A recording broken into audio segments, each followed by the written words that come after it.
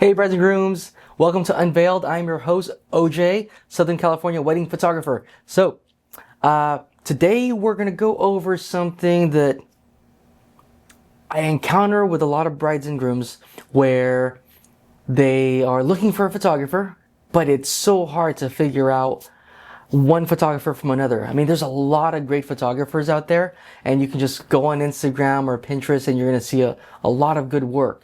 But how do you even tell one from another? I do a lot of consultations with brides and grooms where I'm actually showing them different styles that I shoot in, and I try to help them see the differences between one style and another. And I've often found that they have found that it was educational and it allowed them to get to know themselves a little bit better. So what I wanted to do today with you guys is I've asked ChatGPT to give me the main wedding styles that are popular, and then I asked ChatGPT to give me who are the photographers that kind of really exemplify that wedding photography style. And then I'm gonna take a look here on my iPad in front of me, and you just have to believe me, there's an iPad right in front of me. Just like you have to believe that I have pants on. I do. Here's the iPad. Not gonna show you my pants.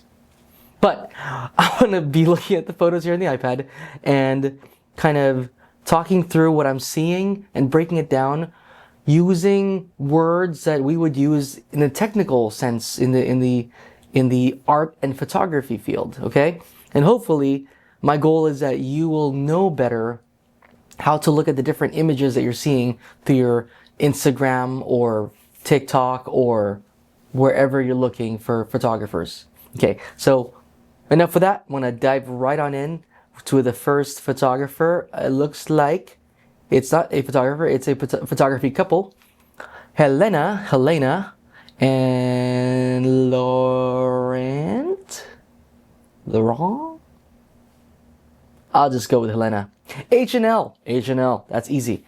Or I'll just keep on just going and you guys look. Okay, so right off the bat, the colors that I'm seeing here in this first image is, I think this is going to be the dark and moody feel.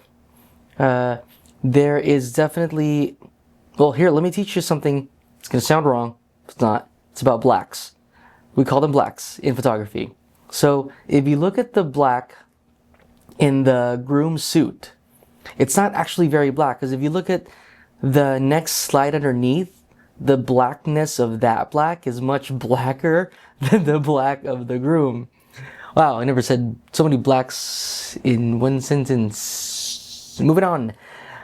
Even more so, if we look at the shadows here in the trees, notice that it's not that deep a black compared to that's black. And why am I pointing that out? Because that is one of the biggest factors that gives a look to a piece. How high of a contrast is it? How blacks are the blacks? How brights are the brights? And here, that contrast is a little lowered so that within the black, there is a little bit of color, maybe like a warmth. We'll see. This is just only one image. Let's see how they treat other images and how much color is inside that black. It's really what gives a big aspect of the color style of a photographer. So, I mean, when you look at this is I guess this is Helena and Laurent. Hopefully, I'm probably mispronouncing. I'm sorry if I mispronounce your names. This is really definitely dark and moody. You're seeing a lot of shadow work here. I love shadow. In my experience, 20 years going these days, not every couple is going to like this type of high shadowy look. They might appreciate how cool it looks on others, but it might not be for you, but it's out there. You can do this in wedding photography. Let's see what else I got. Engagements usually really show a style. You know, the cool thing about engagement shoots, which I always recommend to everybody, do it with your actual wedding photographer, not some random other photographer.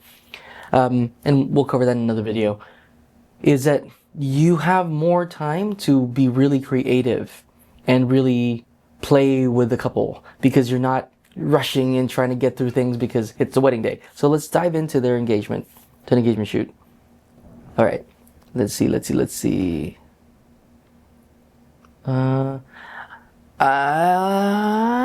These look really great, by the way. I'm gonna jump into this one right here with the car. It looks kind of neat. And also, since it's the first image there, that means that they're probably proud of it and that they're leading with that. So, okay. Immediately again, I'm seeing that the blacks are affected in this image, which means that there's a tint to the black. And it's not fully black, which gives it that filmy style. So, if you look at the trees here, if you look at the shadows, and there's an overall warmth to everything, and the contrast is not very high. Oh, excuse me. Oh, here. This is neat. This is something I always look for in photography. Is does a photographer use what we call the rule of thirds? And that's not just for photography. It's in art in general. If you're looking at a classic painting or classic photography, they're gonna divide up the screen or the canvas into thirds. If you have your phone, sometimes there's grids on your phone. That's what it's for, in your phone camera. But here, it's notice the bottom third of the image is the field, and then the top 2/3 of the image is the trees. Are the trees? Is the trees? Are the trees? Are the trees? And they're using the rule of thirds here to compose this image. And then of course they're using contrast because how bright the field is versus the couple in the middle. They're using contrast to make the couple stand out. You know, in my experience, a lot of I love these kind of pictures, but in my experience, a lot of couples, for some reason, they don't really gravitate to this because I don't see them printing it out at the reception.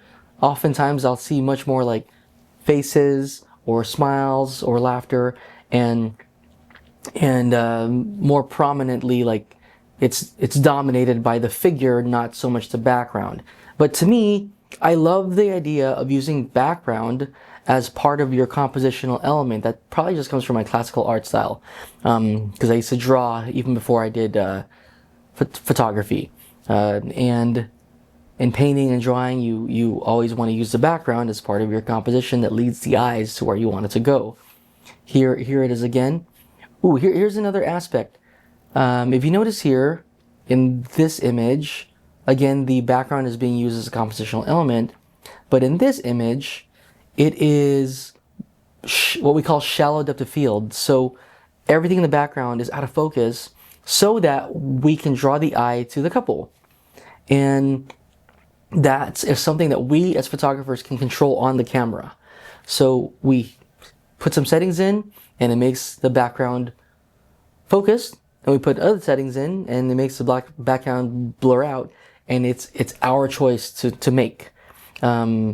So that's something that you can communicate to your photographer and be like, hey, I like having background. We're gonna have a gorgeous venue and I want to make sure that the venue really shows through and not just a bunch of blurry backgrounds. I personally like it when there's a good combination of both, that sometimes you punch in and the background blurs out because it's really about the couple and their emotions. And at other times, like in this image, you're letting the background be a part of the composition. I love here too that there's this zigzag happening of the road and the path that they're on. And there's almost like a triangle being formed by the hill and these lines, and it leads you to their faces. A little out of focus, but I mean, I guess that's part of the style, especially if this is film. It's usually manual and it's much harder to get focus, and I guess maybe that's why that this whole out of focus trend is really popping right now in 2025, because it kind of emulates the imperfections of film. I'm not reading anything here, so I don't know whether they're actually shooting on film or they're just emulating film. So here, notice, background's part of the picture. You can really see the foliage around them or the shrubbery in focus. And then maybe, and oh wow, cool, look at that.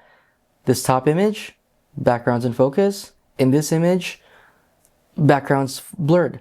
That's a choice to make. The lens choice here and what you do with the lens makes the background in focus. And another lens blurs the image out.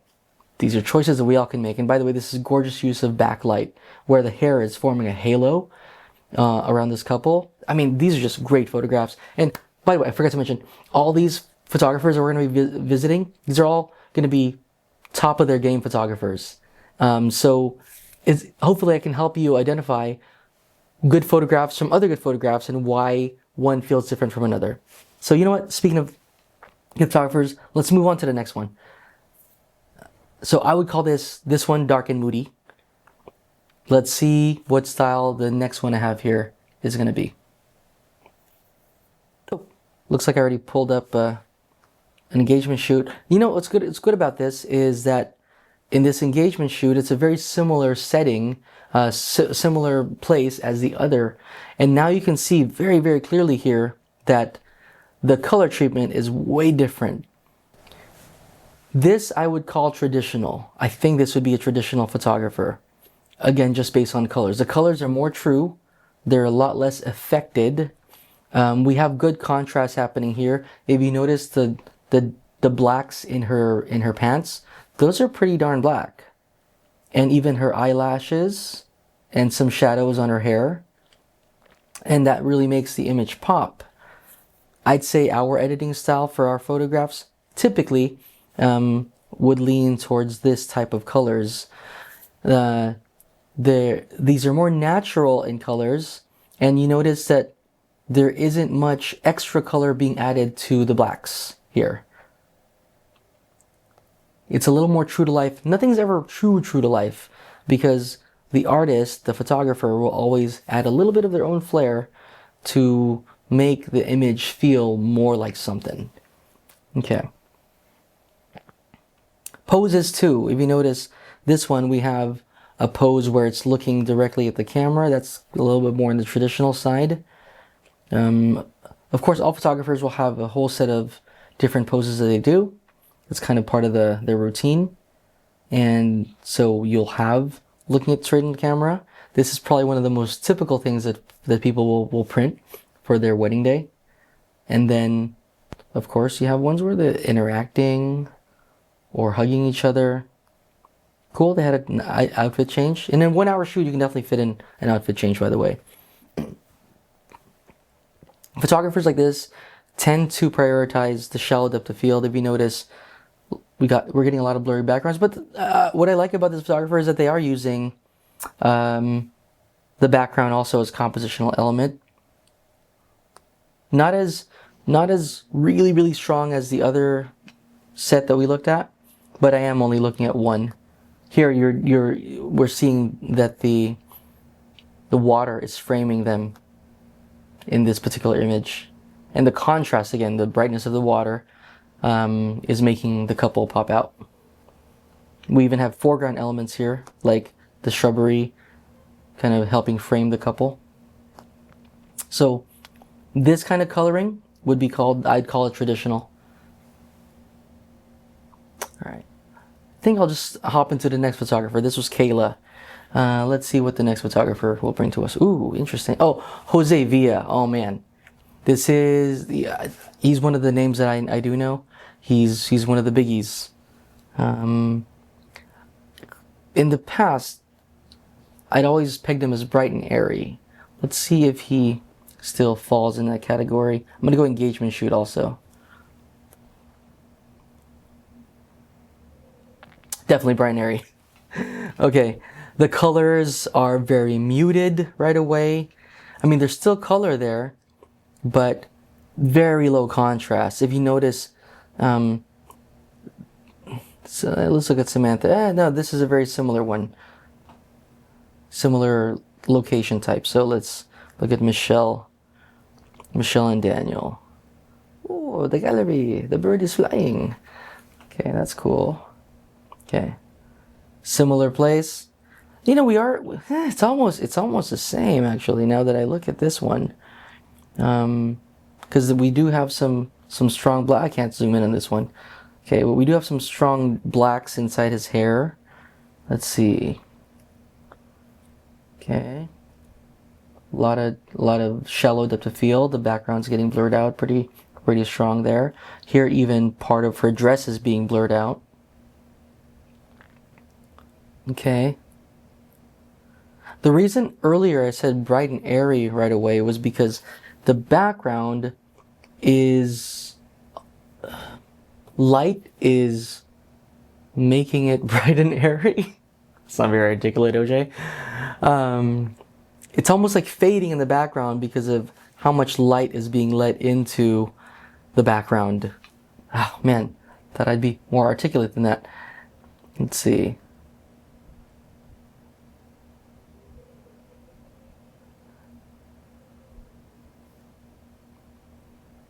Yeah, look how glowy the light feels in those trees in the back. That tends to be what comes out in photographers that have a bright and airy look. Well, especially when you have lens flare happening like this, it really lends itself to that bright and airy look. But what really characterizes Jose Villa's aesthetic is it's not very high contrast. Here, you can see that. There's high contrast means that a contrast could deal with color, it can deal with light. In color here, the colors are very similar to each other. They're almost like slightly gray. And that's things that you can control in editing, just like everything else. And again, we're not getting very, very deep blacks here. Black and whites will have deep blacks, typically.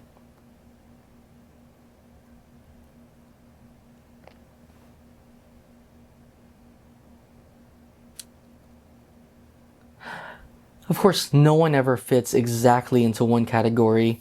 They follow their artistic inclinations, and here I get a little bit of bright and airy feel, a little bit of traditional. So I guess that's where I would put Jose Villa, in bright and airy, leaning traditional.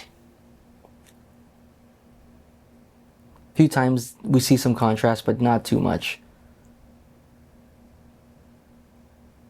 Okay. Let's move on to the next one. Let's see what we got. Ooh, so Two Man. Is that the name?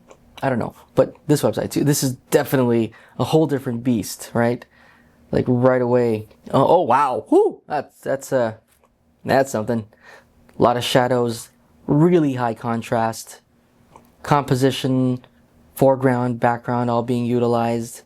Let's dive into something. Wow. Totally different approach to photography. And that's what I love about photography. So we're using off-camera flash here with the way the subject's being lit, because they're standing in shadow, but yet they still have light. So that tells me off-camera flash. A lot of lines, really complex. See the bike down there? That might also be another flash lighting that bike so that they wanted it to stand out. So this is very interesting. Let's see I want to find an engagement shoot that's a similar location to everything we've been looking at. Are they naked? What the heck? That's crazy. Wow. let's this one, they're in a foresty looking thing. Okay. Well, it's not found. Let's try again. Okay. Maybe this one, Alicia and Jenna. Oh wait, hold on. I saw something that was in a mountainy place. That's definitely closer to how the other ones are. Wow, super high contrast. Whites are white, blacks are black. Colors are vibrant, vivid. Again, the blacks on her hair, eyelashes, on the coat. You can definitely, wow, that's crazy. They're getting even like a little erotic here. I'm gonna have to blur that out. I would call this too fine art and abstract, because they are creating patterns. We're not just documenting real life here. We are creating images here. By we, I mean them. And it takes a lot of vision and a lot more technical know-how to pull off images like this. It's very unique. Look, the the hands are being used as a framing element. If you were in real life inside with these people, your eyes are gonna see it'll be probably brighter.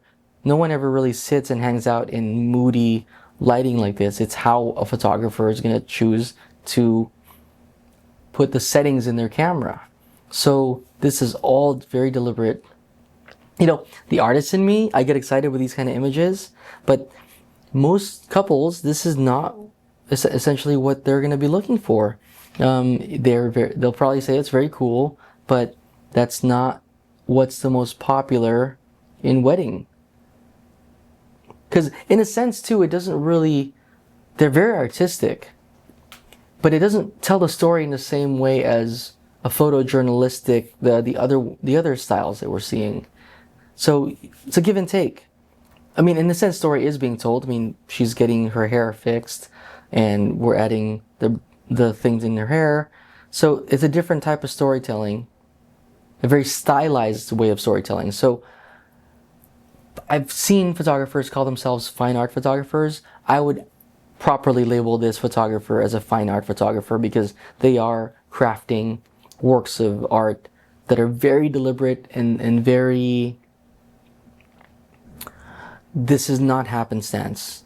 Every aspect of the frame is being chosen. Not that the other photographers aren't doing the same thing, but the technical knowledge it takes to make this happen and the vision, you have to really see past what's reality. And you have to impose your vision into what's happening in reality. By the way, it doesn't make it any better. It's all a matter of taste. I mean, Jose Villa has made an amazing career with the kind of look that he gives. And it's night and day difference from the way that this person photographs.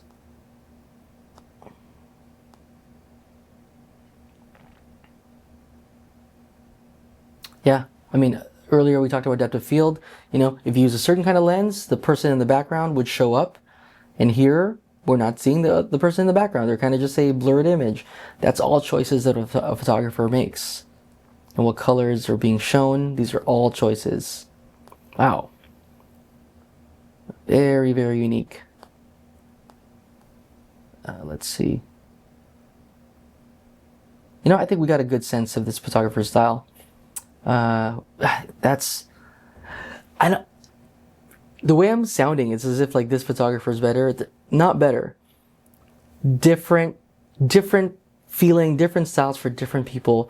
You want a photographer that's going to reflect your own sensibilities. But what we're seeing here is high contrast, high saturation of colors, and very stylized renditions of reality. Okay, let's go to the last one. This one, she's a very famous photographer as well. Elizabeth Messina. She has some books out there for photography and just collecting her work. She's going to be, I think, similar to Jose Villa. Let's take a peek in work. Artivision. Is there life? Lovers. Let's look at the lovers. Okay. Again, notice, right? This is not very high contrast. The saturation is very low. Never mind. Because then we get to this image, this couple here, and we do have, now it's going to sound super wrong, but we do have strong blacks. Dang. Gonna get canceled? Nah, we're good. And if you notice in her hair and in the shadows, we have, but they're not like deep blacks either. Very similar to Jose Villa in the color palette. Very neutral color palette, not super high contrast in the colors against each other. Although here, she's going a different direction, but it is a little bit still low contrast. Here we're almost like borderline bright and airy. This has a lot of contrast. A lot of deep blacks. It really makes the figure pop. But Messina does tend, at least in these images, tend to use shallow depth of field quite a bit. So although she's using the background still as a compositional element, they're not as strong lines as the two man photography.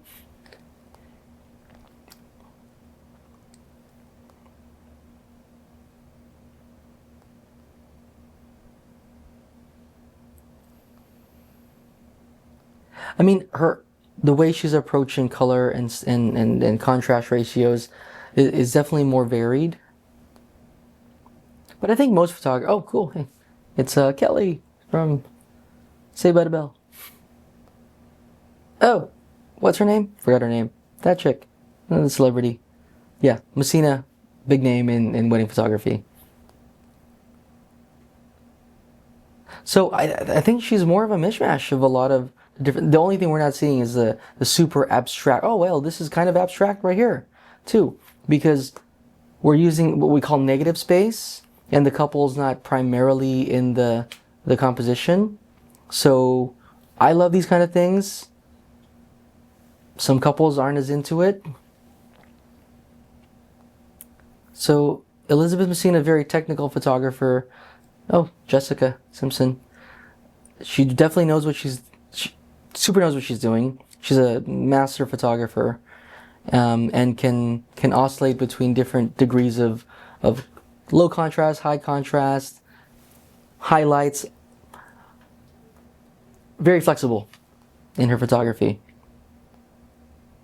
But yet her style kind of still shows through. This is probably like the least looking... This doesn't look like a Elizabeth Messina photograph to me because of how natural things look. It's not very soft. You can really see a lot of contrast. So it's interesting. She's not limiting herself in how she portrays different colors. So those are all drastically different photography styles. I hope that helped you just to kind of see what makes one photographer different from another. In the nature of wedding photography, all wedding photography is going to be photojournalistic. That's another key phrase that I hear a lot, is photojournalistic photographer. All of us are. We have to be, because we are documentary, we are photojournalistic, because the nature of our job is to tell a story, from getting ready to the ceremony, to who was there, which family groupings we're taking, and then the reception, and then the dancing. So we're always going to be doing that. It's just a matter of what choices we make to portray those realities to become your memory.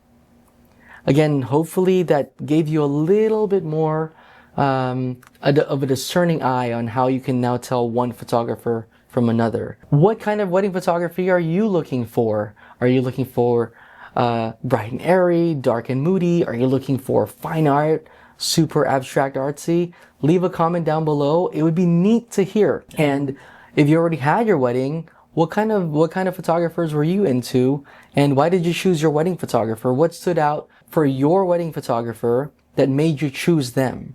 Was it style, or was it something else?